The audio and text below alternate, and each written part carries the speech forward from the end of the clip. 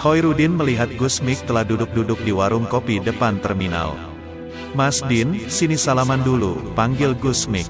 Khoirudin kemudian bersalaman dengan orang yang di samping Gusmik yang berpakaian lusuh dan compang-camping. Lalu, Gusmik kembali asyik berbincang-bincang dengan orang itu. Setelah beberapa lama, orang itu berpamitan untuk melanjutkan perjalanan dan melangkah pergi setelah berangkulan dengan Gusmik. "Sampeyan tadi bersalaman dengan siapa Mas Din?" tanya Gusmik. "Ya, tidak tahu Gus," jawab Khoirudin. "Itu tadi Nabi Khidir," jawab Gusmik. "Wah, kalau tahu, saya tadi minta uang," kata Khoirudin menyesal.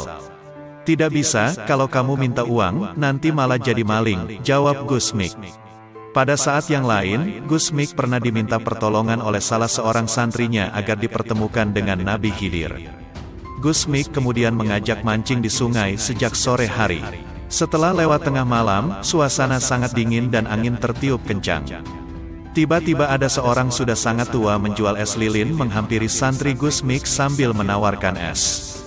Karena sudah sangat kedinginan, santri itu terus menolak walau penjual itu berulang kali menawarkan kepada dirinya.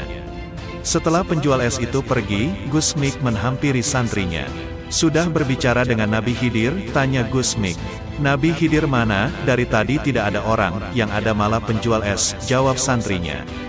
"Ya, itu tadi Nabi Khidir yang datang dengan menyamar," jawab Gusmik. Santri itu kemudian berlari mengejar penjual es itu, tetapi sudah hilang entah kemana. Haji Rohmat Kediri bercerita bahwa pernah juga seorang santrinya yang lain mengajukan permintaan yang sama. Tengah malam Gusmik mengajak nongkrong di warung. Tak berapa lama kemudian, ada pengemis dengan pakaian compang-camping dengan meminta-minta. Santri itu tidak menggubrisnya. Akhirnya, Gusmik menghampiri pengemis itu. Setelah berpelukan, pengemis itu langsung pergi. Gusmik kemudian kembali kepada santrinya dan mengatakan bahwa itu tadi Nabi Khidir. Spontan saja santri itu berlari mengejar pengemis itu yang masih terlihat berjalan tertatih-tatih.